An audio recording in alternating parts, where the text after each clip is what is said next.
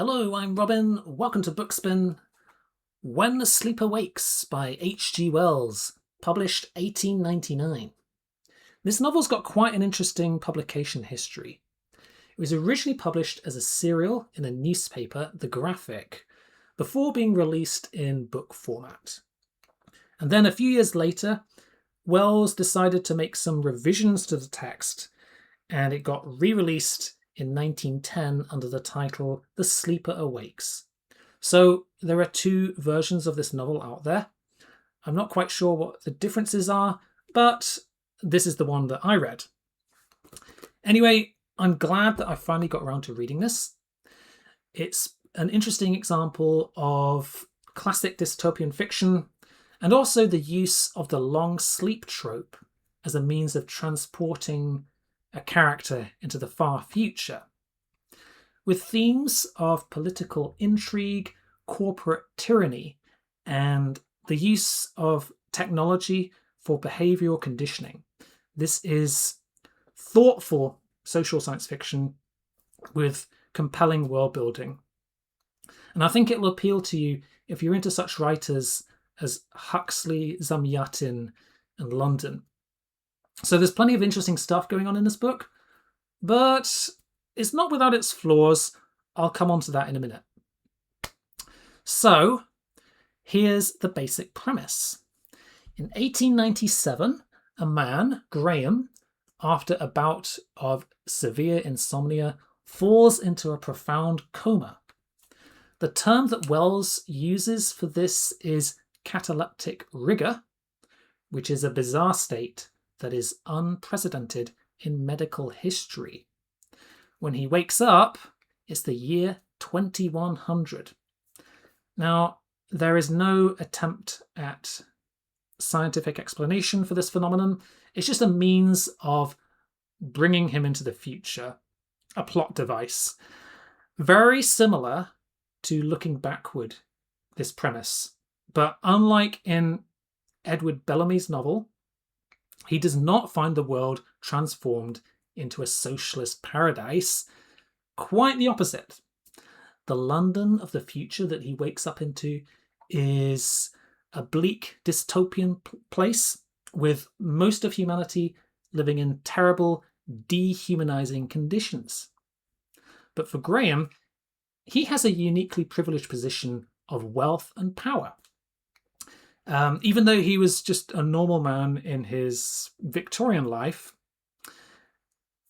during the early days of his slumber, his money was put into a trust and his property was put into the hands of a council of trustees to manage.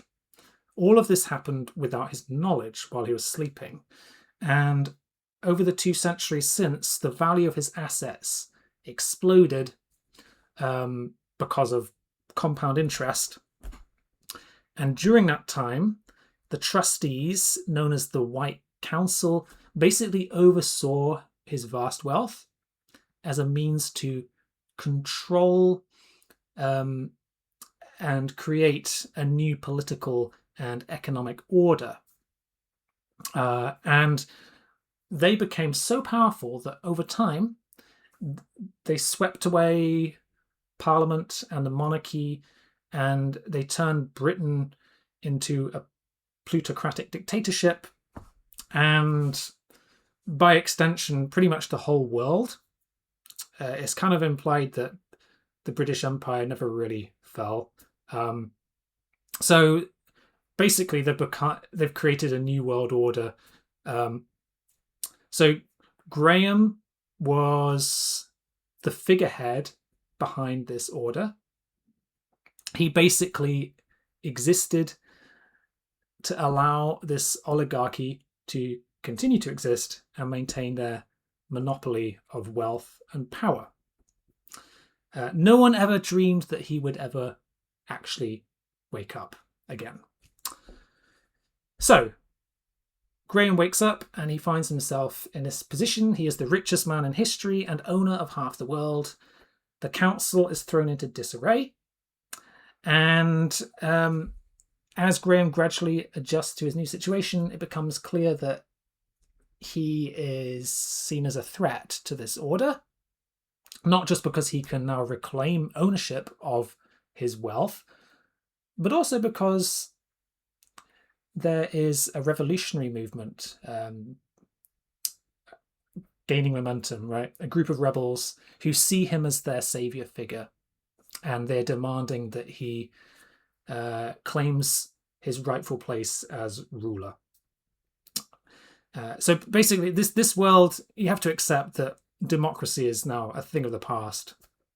Not only is Graham rightful heir of the council, but the masses are convinced that this man from a bygone era can bring back long forgotten noble values such as democracy, humanity, and liberty to the world. He comes from a time when people still strive for these things. So that is the basic idea of what happens when he wakes up. The world of 2100 is a very grim place. It's a totalitarian, plutocratic state. Society is built like a machine. As I've already mentioned, we've got like this tiny elite who own and control everything.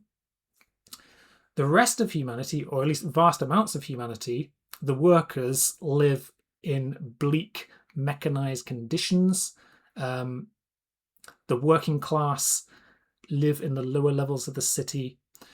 There is a middle class, but they're kept kind of cluelessly happy through social conditioning, through visits to institutions known as pleasure cities.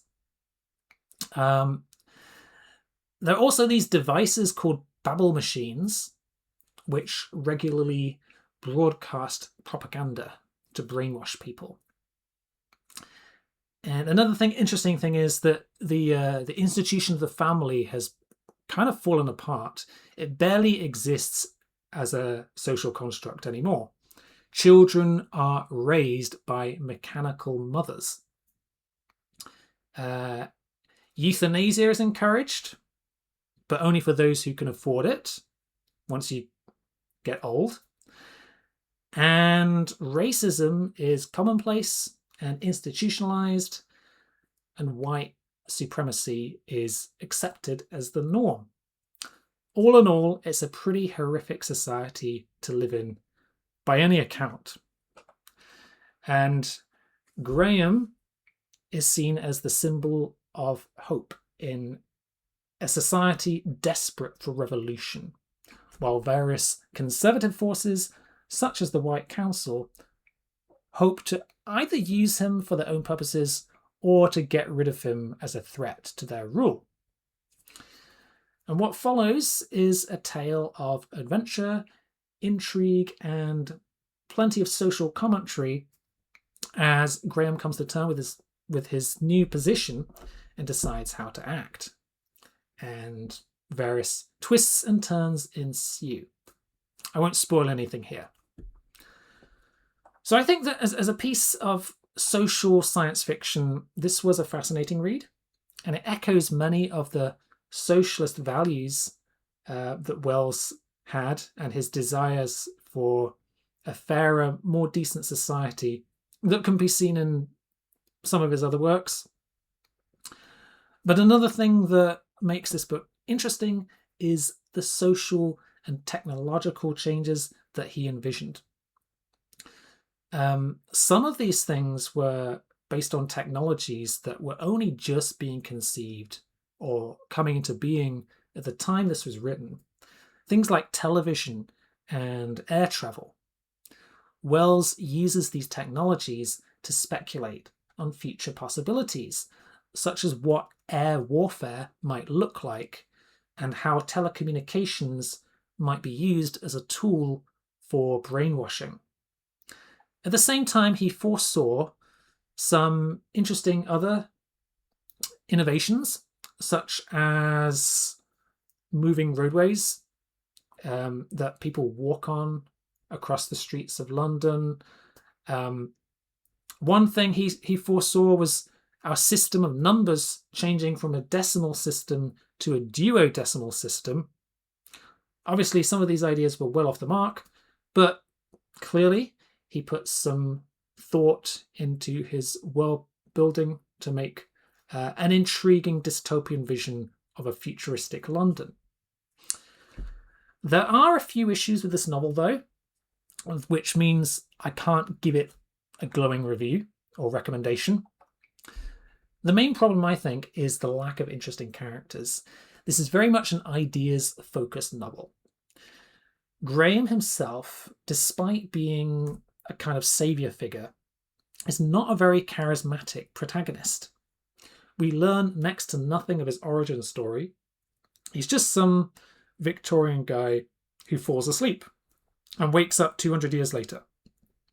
He's also quite a passive protagonist, at least for much of the story. The first half or 2/3 of the story, he spends most of the time just being led from place to place, handed between warring factions, while people explain to him what's going on and how this new society works. Thus, a large part of this book is just info dumping. While Graham has about as much personality as a filing cabinet. He does get his act together towards the end of the book, though. There are other characters that he comes into contact with, of course, but honestly, nothing to write home about. Moreover, while there is some really good prose in here, the pacing was a bit uneven. Some parts of the story really seem to drag. I've mentioned the info dumps already, but there are some fast-paced scenes as well, and while it's not a major issue, it felt a little bit incongruous to me. And this may be a symptom of it originally being published as a newspaper serial. I think Wells actually admitted to rushing the ending a little bit due to circumstances working against him, which is perhaps why he decided to revise the text for the 1910 edition. Not having read the Sleeper Awakes, it'd be interesting to know how it compares to the original. So if you've read that book, please let me know in the comments. Anyway, I will say that at least the story did have a decent payoff.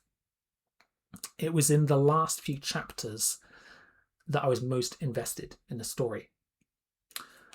But this is not Wells' most polished novel, and I wouldn't recommend it as an entry point into his work. The ideas are there.